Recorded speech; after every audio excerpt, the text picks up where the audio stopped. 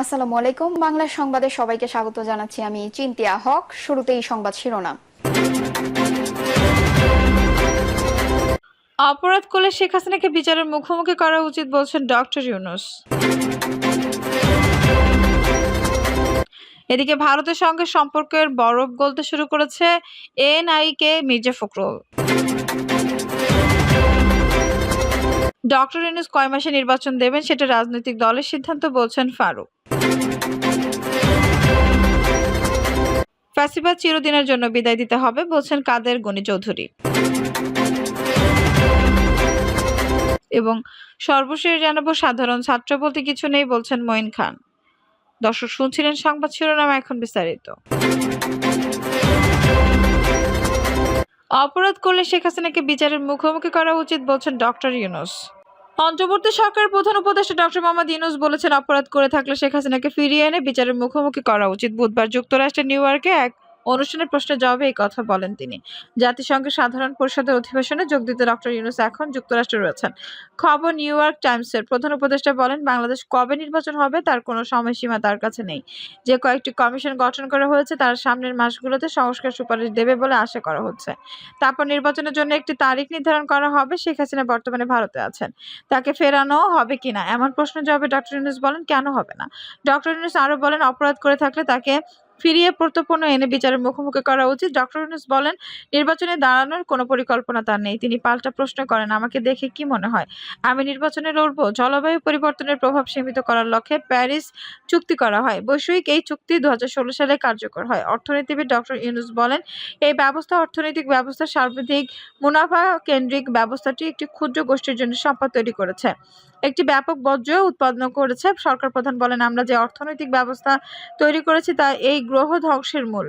Doctor Yunus বলেন, মানুষ একটি আত্মবিনাশী সভ্যতা তৈরি করেছে। ডক্টর ইউনূস বলেন, চুক্তিতে যে পরিবর্তনই করা হোক না কেন, বিশ্বের মৌলিক ব্যবস্থাগুলোকে নতুন করে না সাজানো পর্যন্ত তা কোনো পার্থক্য বয়ে আনবে না। তিনি বলেন, ধনী দেশগুলোর মাধ্যমে হওয়া জলবায়ু ক্ষতির বোঝা বাংলাদেশের মতো উন্নয়নশীল দেশগুলোর বহন করা উচিত নয়। ক্ষুদ্র ঋণের পথিকৃতে ও ডক্টর ইউনূস বলেন, আপনারা আমাদের উপর যেসব ধ্বংসের ভার চাপিয়েছেন তা কেন আমরা বহন করব? ডক্টর ইউনূস বলেন, ক্ষতিকর কারণ আপনারা আর ফলাফল ভোগ করছি আমরা। ছাত্র জনগণের অভ্যুত্থানে গত 5 আগস্ট প্রধানমন্ত্রী পদ থেকে পদত্যাগ করে শেখ হাসিনা ভারতে চলে যান। পরে 8 আগস্ট শান্তিতে নোবেলজয়ী ডক্টর ইউনূসের নেতৃত্বে অন্তর্বর্তী সরকার গঠিত হয়। ভারতের সঙ্গে সম্পর্কের বরফ গলতে শুরু করেছে এএনআই-কে মির্জা ফখরুল। বিএনপি মহাসচিব মির্জা ফখরুল ইসলাম আলমগীর সম্প্রতি ঢাকায় নিযুক্ত ভারতের রাষ্ট্রদূত প্রণয় ভার্মার সঙ্গে বৈঠক করেছেন। ওই বৈঠকে ভারত বাংলাদেশের সম্পর্ক সহ নানা বিষয় তুলে ধরেন। মির্জা ফখরুল ওই বৈঠকের পর ভারতীয় সংবাদ মাধ্যমে এএনআই-কে এই সাক্ষাৎকার দিয়েছেন বিএনপি এই নেতা। সেখানে তিনি বলেন, ভারতের সঙ্গে সম্পর্কে বরফ গলতে শুরু করেছে। প্রতিবেদনে বলা হয়েছে, ছাত্র জনতার অভ্যুত্থানে শেখ হাসিনার পতনের পর অন্তর্বর্তী সরকার দায়িত্ব গ্রহণের মাধ্যমে ভারতের সাথে সম্পর্কে বরফ গলতে শুরু করেছে বলে বিশ্বাস করে বাংলাদেশের অন্যতম বৃহত্তম রাজনৈতিক দল বাংলাদেশ জাতীয়তাবাদী দল, যদিও বেগম খালেদা জিয়ার নেতৃত্বাধীন বিএনপি এর আগে হাসিনার মেয়াদে গত 15 বছরে ভারতের সাথে সম্পন্ন হওয়া বেশ কিছু উদ্যোগ ও চুক্তির সমালোচনা করেছে। ভারতীয় হাই কমিশনার প্রণয় ভার্মার সঙ্গে বৈঠক সম্পর্কে এএনআই-কে মির্জা ফখরুল বলেন, আমরা দুই দেশের মধ্যে স্বাভাবিক সম্পর্ক নিয়ে আলোচনা করেছি। পানি ভাগাভাগি সমস্যা, সীমান্ত হত্যা, বিদ্যমান বাণিজ্য ভারসাম্যহীনতার কথা উল্লেখ করেছি। একই সময়ে ভারতের প্রধান ইস্যু ছিল নিরাপত্তা সমস্যা। আমরা আশ্বস্ত করেছি, আমরা ক্ষমতা থাকলে আমরা নিশ্চিত করব এই ভূখণ্ডটি বিচ্ছিন্নবাদীরা ব্যবহার করবে না।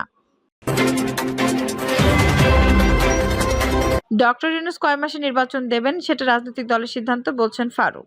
বিএনপি চেয়ারপারসন উপদেষ্টা জয়নুল আবেদীন ফারুক বলেছেন, ডক্টর মোহাম্মদ ইউনূস কয় মাসের মধ্যে নির্বাচন দেবেন, কখন নির্বাচন হবে সেটা রাজনৈতিক দল সিদ্ধান্ত গ্রহণ করবে। আমাদের নেতা তারেক রহমান বলেছেন, বাংলাদেশে এমন একটি নির্বাচনের মাধ্যমে বিএনপি ক্ষমতায়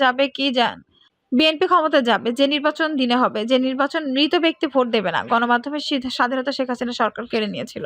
উল্লেখ করে জয়নুল আবেদীন ফারুক বলেন, আওয়ামী লীগ আপনাকে ঠিকমতো দায়িত্ব পালন করতে দেয়নি, আপনাদেরকে গুলি করেছে, আপনাদের স্বাধীনতার উপর হস্তক্ষেপ করেছে। আমরা আপনাদের পত্রিকাগুলো বন্ধ করে দিয়েছে, আপনাদের চ্যানেলগুলোকে ডিজিএফআই দিয়ে নিয়ন্ত্রণ করেছে। আমরা আশা করছি এই সরকার অধীনে আপনারা বুক ফুলিয়ে স্বাধীনভাবে স্বাধীন কলম দিয়ে আপনাদের লেখনী দিয়ে বাংলাদেশের মানুষকে 16 বছরের অত্যাচার গুমের মায়ের বুক খালি হওয়া ইতিহাস তুলে ধরবেন। তিনি বলেন, আওয়ামী লীগ কুচক্রীরা প্রেতাত্মারা বাংলাদেশের এই সরকারকে অস্থিতিশীল করার প্রক্রিয়া শুরু করেছে। ডক্টর ইউনূস বাংলাদেশের আকাশে একটা নক্ষত্র, যিনি বাংলাদেশের মানুষকে বিশ্বের দরবারে উজ্জ্বল করে তুলেছেন। যেভাবে ১৯৭১ সালে আমরা মুক্তিযুদ্ধ করে বাংলাদেশের মানচিত্র পৃথিবীতে স্থায়ীভাবে ওঠানোর ব্যবস্থা করে দিয়েছি, সেই বাংলাদেশের স্বাধীনতাকে সম্পূর্ণভাবে ধ্বংস করে দিয়েছে শেখ হাসিনার বাবা শেখ মুজিবুর রহমান। শেখ মুজিবুর রহমান কোথায় যুদ্ধ করেছিলেন, তার দল কোথায় যুদ্ধ করেছে, কোন সেক্টরে যুদ্ধ করেছে?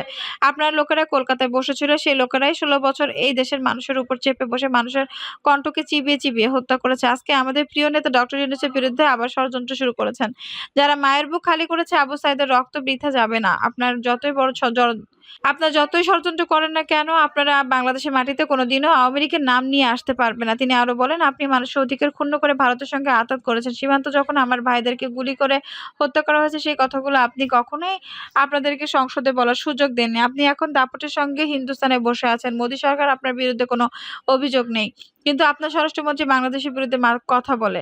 বাংলাদেশকে কোনো কথা বলা থেকে বিরত থাকুন। বাংলাদেশের মানুষ সজাগ। ২০১৩ সালে যে চুক্তি করেছেন, সেই চুক্তি অনুযায়ী শেখ হাসিনাকে বাংলাদেশে ফেরত দিতে হবে। যদি স্বাধীন দেশের প্রধানমন্ত্রী আপনি হয়ে থাকেন, বন্দি চুক্তি যদি স্বাক্ষরে থাকে, তাহলে শেখ হাসিনাকে দেশে হস্তান্তর করুন। শেখ হাসিনার বিরুদ্ধে ৫০০-র অধিক মামলা হয়েছে। দিল্লিতে বসে মা-মেয়ে যুক্তি করে বাংলাদেশে ডক্টর ইউনূসের সরকারকে আপনি ষড়যন্ত্র করবেন। বাংলাদেশের মানুষ সেটা কখনোই মেনে নেবে না। বাংলাদেশের মানুষ যেভাবে আওয়ামী লীগকে ঘৃণা করে দেশ থেকে বিতাড়িত করেছে, ভারতের বিরুদ্ধেও মানুষ সজাগ হচ্ছে। জয়নুল আবেদীন বলেন, তারেক রহমান এত ভয় কেন জানেন? খালেদা জিয়াকে এত ভয় কেন জানেন? ১৯৮০ সালে যখন জিয়াউর রহমান ভারত সফরে যান, তখন ইন্দিরা গান্ধী জিয়াউর রহমানকে রিকোয়েস্ট করেছিলেন শেখ হাসিনাকে ফেরত নেন, তার সম্পত্তি ফেরত দেন। তখন আমার নেতা জিয়াউর রহমান স্পষ্ট করে বলে দিয়েছিল, সে দেশে আসুক, তার সকল সম্পত্তি ফেরত দেওয়া হবে। আপনি দেশে এসেছিলেন, এরপর জিয়াউর রহমান কেন খুন হয়েছেন সেটা জানার ইচ্ছে আমাদের জাগে। ষড়যন্ত্র আপনি করেছেন, ষড়যন্ত্রকারী হচ্ছেন আপনি। বাংলাদেশের সকল সাংবাদিক প্রতিষ্ঠান আপনি ধ্বংস করে দিয়েছেন। কিন্তু তারেক রহমান বাংলাদেশের দুঃখী মানুষের কথা বলেন। বাংলাদেশের ৯২,০০০ কোটি টাকা আপনি লুট করে নিয়েছেন। কানাডায় বাড়ি বানিয়েছেন, তখন মনে হয় নাই পালিয়ে যাবেন। এখন কেন জয়কে দিয়ে রাজনীতির কথা বলেন? এই সকল কথা চলবে না। বাংলাদেশের মানুষ আপনাকে বিচারের আওতায় আনবে। ফ্যাসিবাদ চিরদিনের জন্য বিদায় দিতে হবে, বলছেন কাদের গনি চৌধুরী। বাংলাদেশ সম্মিলিত পেশাজীবী পরিষদের সদস্য সচিব ও বাংলাদেশ ফেডারেল সাংবাদিক ইউনিয়নের মহাসচিবের কাদের গনি চৌধুরী বলেছেন, ছাত্র জনতার রক্তে অর্জিত সাফল্য নস্যাৎ করার ষড়যন্ত্র চলছে। এই ষড়যন্ত্র রুখতে হবে। বাংলাদেশ থেকে স্বৈরশাসন ও ফ্যাসিবাদ চিরতরে তাড়াতে হবে। সাংবাদিকদের এই নেতা বলেন, দেশের মালিকানা জনগণকে বুঝিয়ে দিতে হবে। আমরা পূর্ণ গণতন্ত্র চাই, ভোটাধিকার চাই, স্বাভাবিক মৃত্যুর গ্যারান্টি চাই, গণমাধ্যমের স্বাধীনতা চাই, গুম খুন ও বিচারকদের হত্যার অবসান চাই, আইনের শাসন চাই, মানবাধিকার চাই, একটি মানবিক বাংলাদেশ চাই। তিনি বলেন, পাচার হওয়া অর্থ দেশে ফেরত আনতে হবে।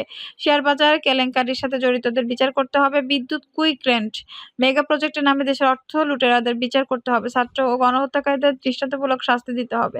কাদের গনি চৌধুরী বলেন, ভিন্ন মতের লোকদের নির্যাতনের জন্য আওয়ামী লীগের আয়নাঘর বানিয়েছিল, যেখানে বিরোধী দলের নেতাদের চালানো হতো নিষ্ঠুর নির্যাতন।